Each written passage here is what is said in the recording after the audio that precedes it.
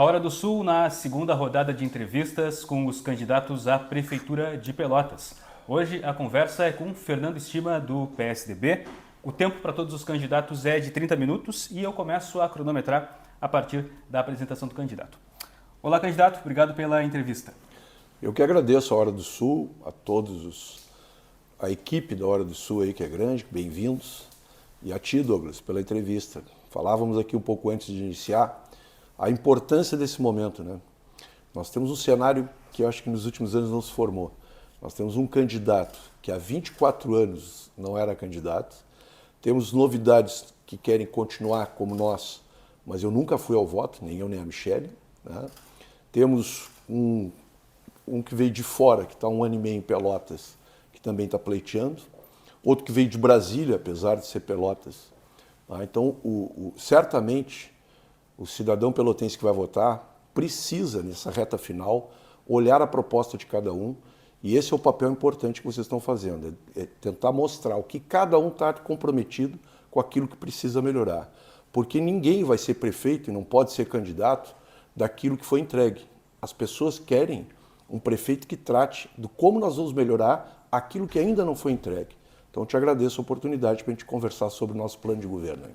Falando sobre o que não foi entregue, já começando por aí, que é um tema dos mais comentados pela população, um dos maiores pontos de reclamação, que é a zeladoria. A prefeita admite isso e certamente as pesquisas internas feitas pelos partidos mostram isso. O senhor promete, na propaganda eleitoral, a criação de uma secretaria específica para a zeladoria. Como essa secretaria vai funcionar? E como isso substitui o trabalho que já é feito pelas secretarias que existem agora, como a de serviços urbanos? Acho que sempre é uma aprendizagem, né? Depois dos eventos climáticos intensos, que a gente viu que chove muito mais em pouco tempo, a gente precisa mudar esse modelo. Então tinha uma secretaria que cuidavam da drenagem da cidade até um estágio, chamados microdrenagens, tinha outra que tratava com um pouco mais das macrodrenagens, e certamente nós vamos unificar para juntar as equipes de engenharia na busca de soluções mais permanentes. E por isso criamos, né, já propomos aqui, porque eu acho que o cidadão precisa entender o que claramente está proposto. Nós vamos criar uma secretaria especial com força na engenharia, com ações concretas e com orçamento. Alguns vão dizer, tá, mas de onde é que vão tirar o orçamento com essa dificuldade? É bom lembrar que Pelotas tem 1 bilhão e 400 milhões de orçamento médio. É priorizar, né? Então tem 3 prioridades no nosso governo. A zeladoria, a saúde número 1, a zeladoria número 2 e a educação. Então confiem que nós vamos fazer diferente e fortemente nós vamos combater o projeto que inclusive ele cria a secretaria, mas o projeto que mais me agrada é do bairro para o centro, da colônia para a cidade, porque é onde a gente está devendo mais. Nós herdamos uma cidade, mesmo tendo 12 anos aí de uma continuidade, mudando as lideranças, 12 anos é pouco. E não podemos parar no meio, não podemos arriscar, romper o que nós estamos fazendo. E como que essa secretaria vai funcionar? Ela vai substituir a estrutura das que já existem? Por que é necessário uma nova secretaria para fazer as que já existem não estão conseguindo fazer? Primeiro que dividir forças talvez seja um dos problemas. Unificar equipamentos, equipes e fortalecer as equipes de engenharia é uma necessidade, já está visto. É uma crítica que até o governo já vinha fazendo, mas vinha priorizando, né? É sempre bom lembrar que teve que priorizar, né? Então, quando você puxa o cobertor para um lado, né, você talvez não consiga atender o todo. Nós estamos devendo muito na zeladoria e eu vou fazer, é um compromisso, está escrito, e nós vamos aportar mais recursos, principalmente para a drenagem. Porque como a cidade começa a receber muita chuva, não é só para onde tem buraco no bairro. O próprio asfalto que leva o ônibus até os bairros está tendo que ser recapeado, nós estamos cheios de buraco. Então nós temos que mudar o modelo de engenharia, porque não atende mais essa necessidade. Parte disso é uma herança do que não existia e a outra parte é que mudou o modelo a ser aplicado. Nós temos que aplicar diferente. E por isso vamos fazer uma secretaria especial com recursos próprios. Bom, a sua coligação é a maior nessa disputa, com 10 partidos. Isso é naturalmente um alvo de crítica dos adversários. A sua justificativa em um dos debates foi a necessidade dessa composição política, até para ter maioria na Câmara de Vereadores. Só que atualmente o governo tem maioria na Câmara de Vereadores e mesmo assim o Legislativo trancou a pauta dos projetos enviados pelo governo. Até que ponto essa necessidade de ter uma maioria se justifica e como que vai ser esse diálogo com o Legislativo dentro dessa coligação? Acho que a gente tem... Primeiro que eu acho que isso é um ciúme positivo. Teve pessoas que falam de diálogo, falam que vão conversar com o povo e não conseguem montar uma coligação política. É a base da democracia. As pessoas elegem vereadores para representar as demandas dos seus bairros. Nós estamos muito contentes em ter trabalhado firme nessa coligação. Até porque nós já prometemos e vamos realizar a redução de CCs e a redução de secretarias. Então, quem está entrando no governo agora é para exercer a governabilidade que nós vamos fazer juntos. Tendo uma Câmara de Vereadores mais fortalecida, não quer dizer que, de acordo com o projeto, o vereador tem a obrigação de votar plenamente com o governo. Ele vai defender as suas teorias também. E isso já foi feito no governo anterior. Então, é importante, sim, a gente ter uma base grande para que a gente tenha representatividade em todos os bairros, que chegue nos bairros os recursos que eles precisam. Mas também é importante dizer o seguinte, só nós temos uma coligação que permite o volume de deputados, que são mais de 10 deputados federais que vão poder aportar recurso em Pelotas. Lembrando que, no último ano, 2023, só o deputado Daniel Tertesiak, Daniel da TV, lá, colocou mais de 50 milhões em Pelotas. Várias vias foram feitas com essa emenda dele. Imagina o quanto vai poder ser feito tendo 10 deputados federais. E o deputado Daniel já se prontificou a liderar o que nós estamos chamando, que é uma novidade também, Douglas, estou falando a primeira vez sobre isso, que é a bancada federal por Pelotas, por toda Pelotas. Ele vai liderar esse processo, porque também é bom dizer o seguinte, politicamente o governo federal mudou o modelo. Ele botou mais de 50 bilhões que eram do orçamento, ele passou para a legislatura. Então, o dinheiro não está só com o governo federal, o governo está com os deputados. Então, a gente precisa desses deputados para trazer recursos. Então, estamos muito orgulhosos em montar essa coligação positiva por Pelotas. Nessa redução de CCs, se propõe que baixe para quanto? Nós vamos fazer um estudo, tá? Porque quando a gente reduz CCs, dentro da legislação de cargos de confiança, também estão as possibilidades. Ou você traz um cargo de confiança, que é um externo, não é do quadro, ou tem um percentual que você pode usar como função gratificada. Né? Então, reduzir CCs é necessário para a gente equilíbrio de contas.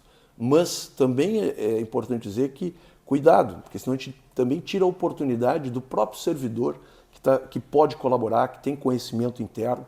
Né? Então, nós vamos fazer uma redução, mas será feito, está escrito no nosso plano de governo, que eu gostaria de ressaltar, leiam os planos de governo. Tem plano de governo que não diz absolutamente nada. É uma carta em branco. A justiça eleitoral deveria ser mais rígida em olhar por que se pede que se escreva. É para que tenha um compromisso com o povo, né, com a comunidade. Nosso plano de governo está escrito tudo o que eu estou falando aqui. Então nós vamos estar comprometidos com a justiça eleitoral e com vocês. E falando nisso, como é que o senhor tem observado o nível da campanha eleitoral em Pelotas, esse embate com os adversários, como é que está sendo? Eu acho positivo, acho que isso vai trazendo as informações. É muito importante, falava para vocês, jovens jornalistas aqui que estão na equipe, vocês não conheceram o governo Marrone. Eu vivi o governo Marrone. E, na minha opinião, foi um desastre. Tanto que não foi reeleito. Né? Então, se tem algo mais democrático, se o governo tivesse bom, aconteceria o que aconteceu com o nosso governo. Do Eduardo passou para a Paula teve um segundo mandato, foi a primeira mulher a ser reeleita, e agora temos a opção de mudar. Sem considerar o seguinte, eu tenho muita clareza do que não está bom, tá, pessoal? É importante saber que eu não estou contente com a zeladoria, com alguns indicadores que estão postos. Mas é por isso que a gente tem eleição. É para tentar modificar o quadro e fortalecer. E eu acho que quem é que pode fazer mais? Aqueles que vêm fazendo, já entregaram bastante e que reconhecem que nós temos que melhorar, nós reconhecemos que tem muita coisa que não está boa. A zeladoria é uma delas. E nós vamos enfrentar isso de forma diferente. Ou quem vai enfrentar são os novatos que estão vindo de fora, com 1 ano e meio de cidade, achando que pode entender a cidade, não sabe nem os endereços, né? Tem perdido reuniões porque não sabe chegar efetivamente nos endereços. Tá? Ou propostas de pessoas que eram de Pelotas, que foram para Brasília, hoje é dono de time de futebol, quer colocar aeromóvel em Pelotas. Por favor, pessoal, cuidado, volta o seguinte, olhem as propostas. Vocês têm uma difícil missão, porque é uma eleição diferente. Não são candidatos que já estavam vivendo Pelotas aqui. Tá? Eu venho vivendo Pelotas nos últimos 38 anos.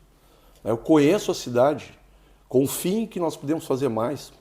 Tive dos dois lados do balcão, 32 anos como comerciante, e depois vim para a área pública. Podem ter certeza que nós vamos escutar muito vocês, mas nós vamos aplicar muito aquilo que ainda não foi feito. Até porque eu respeito muito a Paula, mas eu sou o Fernando Estima, Paula é Paula e Eduardo foi Eduardo. Eu vou fazer de uma maneira que eu acredito que vai ser transformadora para Pelotas. Todas as campanhas falam em trazer desenvolvimento econômico, isso é uma pauta comum a todos os candidatos. Uma dessas propostas é um programa para atração de empreendimentos. Como é que vai funcionar isso? Qual é a sua estratégia para esse desenvolvimento econômico? Seria o caminho da industrialização de algum outro setor? Vamos lá, né? O desenvolvimento econômico é uma pauta que necessitava do que a gente falava de ambiente para o desenvolvimento. Eu participei desses últimos anos. Não tem como falar de desenvolvimento se a gente não tiver como assegurar o fornecimento de água. Bom, inauguramos agora, finalmente, a capacidade de fornecer 100% de água tratada para a comunidade e para as indústrias que queiram vir aqui. Se nós não tínhamos nem 50% de água para a população, como é que eu vou convidar a indústria e fornecer água para ela? Não tinha condições disso. Todo empresário que vem de fora nos pergunta sempre, olha, eu preciso de conexão aérea. Nós não tínhamos os voos até pouco tempo. Busquem nas páginas de jornais o que era o aeroporto no governo Marrone em 2000, 2004. Não tinha nem voo. Ou eram os aviões que não aportavam São Paulo. Então nós temos e construímos esse ambiente. Era também uma defesa de, nós precisamos ter, precisamos de condomínios, nós precisamos ter onde os executivos morarem. A cidade já oferece, né?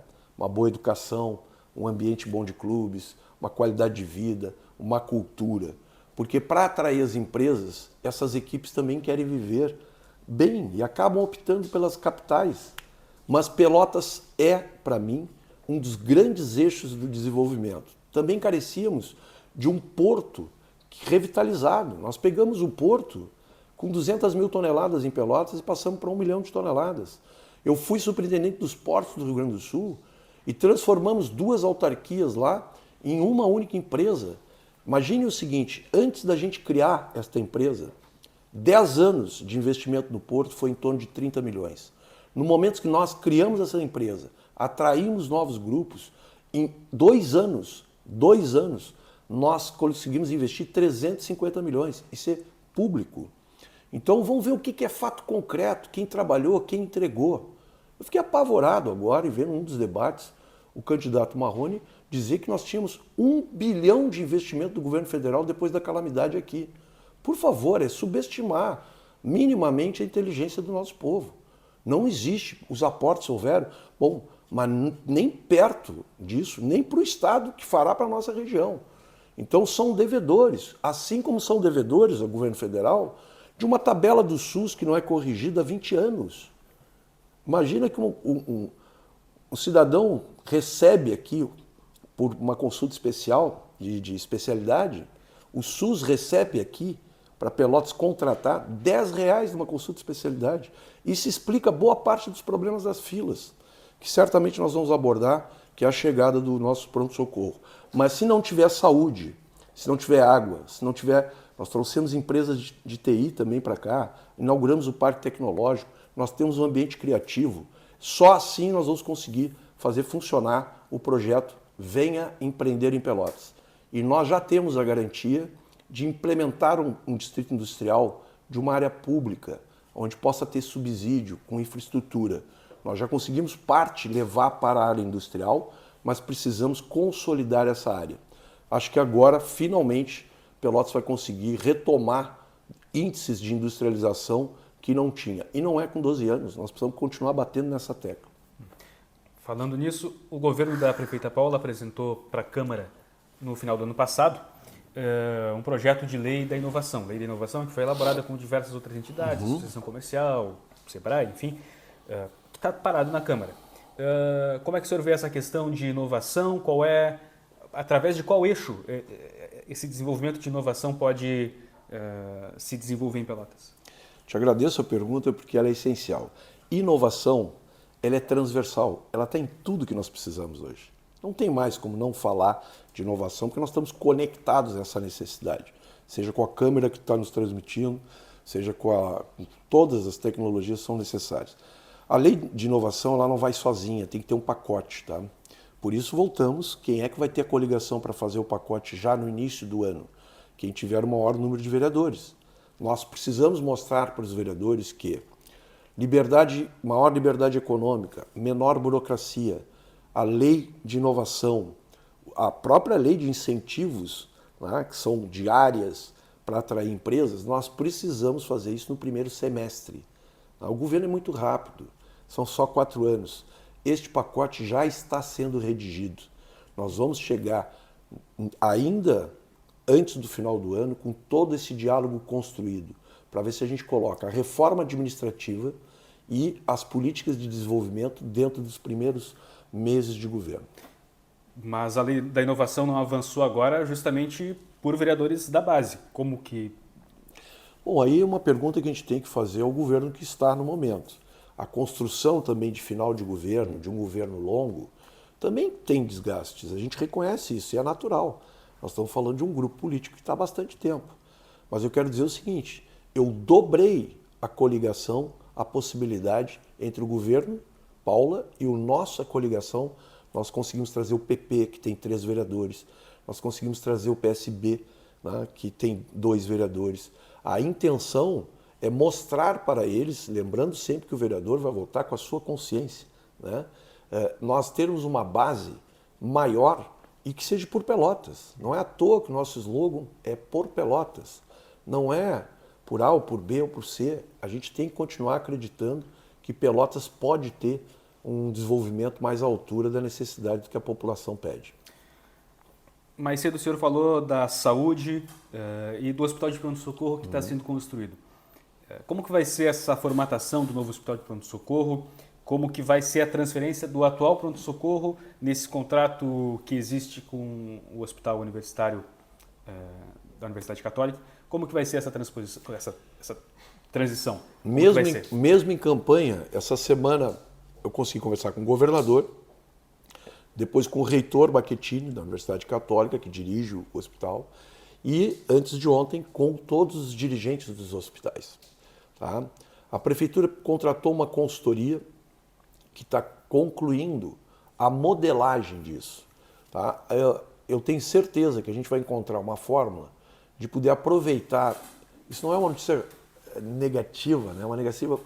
Uma certa concorrência entre os hospitais e a carência deles nos impõe a fazer algo em conjunto. Então, o governador está comprometido a não só concluir a obra, que são mais de 66 milhões, 150 leitos, né? Mas principalmente a modelagem para o futuro. Nós precisamos que a Secretaria do Estado continue parceira, porque o Hospital Pronto-Socorro Pelotas, ele é regional, não tem como ser diferente. Mais de 20% e 30% das nossas filas, ou de atendimento, ou do atendimento diário que é feito, é da região sul. Então, o Estado vai ter que continuar participando. E quando eu digo Estado, é também a União. Eu tenho certeza, porque o hospital é uma solução, que a União, através do Ministério da Saúde, vai aportar recursos. Né? Então, o hospital vem para auxiliar esse processo. Cuidado, não vamos fazer isso sozinho, porque isso pode atrapalhar uma operação de um hospital que está, uma Santa Casa, uma Beneficência, um hospital espírita, que foi com quem eu me reuni para dizer o seguinte, não vamos tomar nenhuma decisão forte agora, esperando a eleição, para que a gente consiga trazer agora um modelo que a gente consiga atender. Quem é especialista em cardiologia? É o hospital tal. Quem sabe deixa isso mais lá e a gente complementa. É fazer gestão. Eu fiz isso com o Parque Tecnológico. Não tinha como construir um parque tecnológico sem colocar o IFSU, a Federal, a Católica, todas as instituições de ensino lá dentro. E vou repetir, com muito diálogo com essa comunidade da saúde. Lembrando que Pelotas é a única cidade do estado que tem um arranjo produtivo da saúde, né? É bom lembrar que nós temos fábrica de equipamentos aqui, tanto na área odontológica, quanto na área de equipamentos para hospitais. Nós vamos juntar essa cadeia e aumentar o diálogo para a gente ter um arranjo produtivo que atenda às necessidades que são tão necessárias agora para buscar diminuir as filas de tudo que está na espera ainda. Sim. Então a estratégia é que o pronto-socorro sirva também para desafogar a atenção básica, o que tem dificuldade nas UBSs. Como é que fica a atenção básica nesse cenário? Nós vamos reconhecer que nós precisamos colocar mais médicos, tá? Em todas as unidades. É visível isso. Tá? Nós vamos, já está no nosso plano a gente melhorar isso. Vamos aumentar a telemedicina também, que ajuda a desafogar. Mas sim, não era usual, mas porque ninguém colocava o investimento, nenhum estado colocou o investimento. O hospital de pronto-socorro corresponde a 2 UPAs. Então nós não temos que construir mais UPAs. Nós precisamos atender melhor a que nós temos, qualificar o atendimento dessas UPAs, garantir que tenham medicamentos, lutar para que o SUS, e aí é uma conversa que eu fiz com o governador, independente de partido, nós precisamos pegar o governo do estado e pedir para a União corrigir a tabela. Precisamos da bancada federal, falei com o deputado Daniel para liderar esse processo, junto com o governador, porque não é possível repassar os recursos tão falhos que acaba estourando no prefeito. Porque o cidadão não bate na porta do presidente da República nem do governador, bate na prefeitura. E a Constituição diz que saúde, assistência social e educação são repasses federais que suportam mais de 70% de recursos. E não é de governo A ou governo B, é do cidadão aqui. Nós pagamos os impostos, esse imposto deveria estar voltando. Repito, educação, assistência social e saúde. A saúde é a mais deficitária. A educação até repassa com um pouco mais de qualidade para o Fundeb. Tem correções anuais. A tabela do SUS, para mim, é o grande caos a ser solucionado para a gente conseguir melhorar o atendimento. Mas o hospital de pronto-socorro, de imediato, botando médicos nos postos de saúde, nós vamos também dar prioridade, como já foi dito. Junto da zeladoria e da saúde, o senhor mencionou a educação. Hoje, as fragilidades na área de educação são principalmente a falta de vagas na educação infantil e questões estruturais em algumas escolas que têm dificuldades imensas do ponto de vista de estrutura. Qual é a sua proposta para a educação? Qual é o caminho para solucionar esses problemas? Primeiro que é bom lembrar que Pelotas é uma das cidades que tem o maior volume de escolas municipais. São 96 escolas. Simplificando aqui, tem uma divisão. Mas temos 30 mil alunos. O nosso déficit, o que a gente está devendo? É em torno de 1.000 vagas para de 0 a 3 anos. Tá? É isso que nós estamos devendo. Bom, urgente, nós vamos ter que contratualizar isso. Onde é que estão essas vagas para a gente conseguir atender? Paralelo a isso, no último ano nós tivemos 3 pedidos para a União, que cabe a ela, dos recursos, só conseguimos uma escola. Está sendo construída lá, é a Vasco Pires que vai inaugurar. Tá? Então nós temos que continuar pedindo os recursos para quem de obrigação tem que passar para a população, que é o Ministério da Educação, e independente disso, nós contratualizarmos agora para atender esse déficit. Independente disso, um dos grandes desafios que a gente vê que os governantes têm é na manutenção permanente de escolas e pós-saúde. Nós vamos ter que contratar uma empresa séria que consiga dar atenção, porque eu quero o educador, a diretora da escola, a professora, preocupada com a educação. E hoje eles têm que se preocupar com o telhado, com falta de infraestrutura. Então nós vamos ter um contrato bem firme que possa assegurar a manutenção permanente das escolas. A grande bandeira desse ciclo da prefeita Paula é o Pacto pela Paz. É o programa principal da gestão. Como é que o senhor vê essa questão da segurança pública? Vai manter o pacto? Vai ter algum tipo de alteração, atualização nele? É bom também a gente falar de dados positivos, né? Eu digo que são 2 coisas, estou caminhando em todos os bairros. O pessoal reconhece que a segurança em Pelotas já teve muito ameaçada e melhorou. O desafio é manter e continuar melhorando. porque isso não dá para brincar. Basta você aliviar um pouco, a criminalidade toma conta de novo. Nós vamos falar muito com a Guarda Municipal e com os agentes de trânsito, já iniciamos esse diálogo. Eles precisam de mais equipamentos, precisamos olhar o plano de carreira deles. Tá? Isso vai estar lá na reforma administrativa, que é para todo mundo. Tá?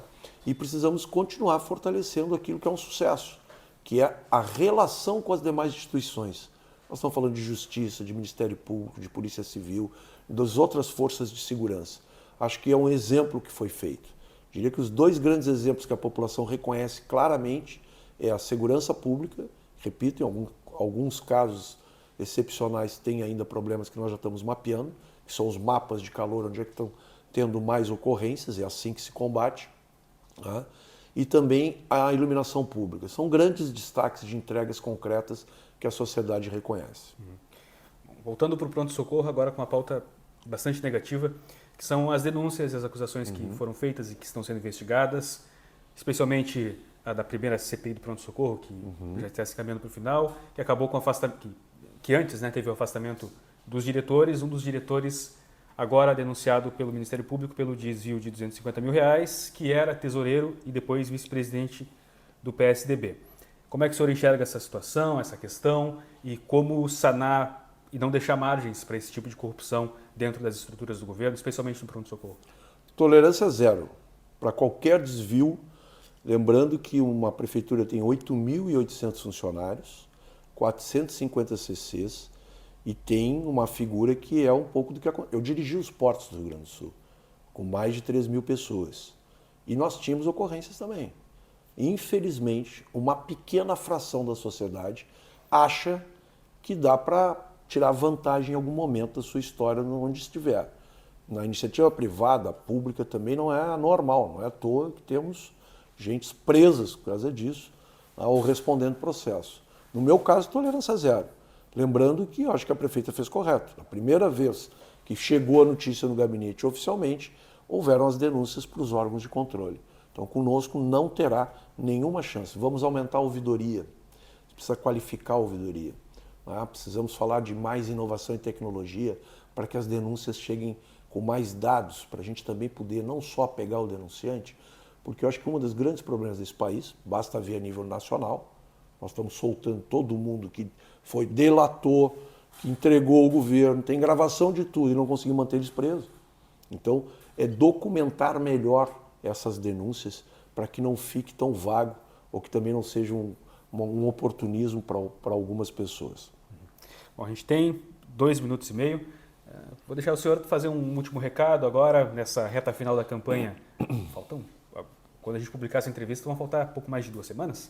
Perfeito. Mas é por aí. Como é que está a expectativa agora? Bom, a expectativa é super positiva, né? Eu criei meus filhos aqui, há poucos dias ganhei um neto, né? Consegui segurar profissionalmente meus filhos aqui, porque a gente luta muito também pela manter uma família perto, né? Eu gostaria muito de trabalhar firmemente por Pelotas para falar de oportunidade de emprego, renda, para a gente poder manter os talentos aqui, poder recuperar aquilo que não está bom. Tá? Tem problema sim, podem ter certeza, eu reconheço os problemas e estou disposto, com muita energia, eu e a Michele, lembrando que a Michele Alcina foi a primeira mulher a presidir o SANEP, dirigiu mais de 1.000 pessoas, é uma mulher forte e que vai colaborar nessa gestão, mas eu tenho muita disposição se contar com o voto de vocês. Vocês é que definem esse jogo. Olhem com carinho, com cuidado, não caiam e não parem com processos que já não entregaram para Pelotas, né? Ou outros oportunistas que não são de Pelotas estão querendo ocupar um espaço. E avaliem e continuem nos criticando naquilo que a gente precisa melhorar, porque é assim que a gente vai fazer uma cidade melhor. Agradeço muitíssimo a hora, o jornal, vocês pela presença, pela oportunidade, porque a decisão das pessoas também, ninguém gosta muito de política, né? Eu já tive do lado de lá, minhas decisões também às vezes eram na reta final, compreendo bem, mas agora chegou a hora, pessoal, agora vocês têm que olhar, vocês estão com uma difícil missão de olhar o currículo de cada um, olhar o que cada um fez, o que realmente cada um entregou, não caiam em blefs e avaliem com carinho, porque a gente quer fazer uma cidade melhor. É para frente que a gente quer colocar Pelotas. Já está bem ensaiadinho para os debates, porque faltou 30 segundos ainda. Mas obrigado, candidato, pela entrevista. Essa foi a entrevista com o candidato à Prefeitura de Pelotas pelo PSDB, Fernando Estima. Muito obrigado a você que nos assistiu.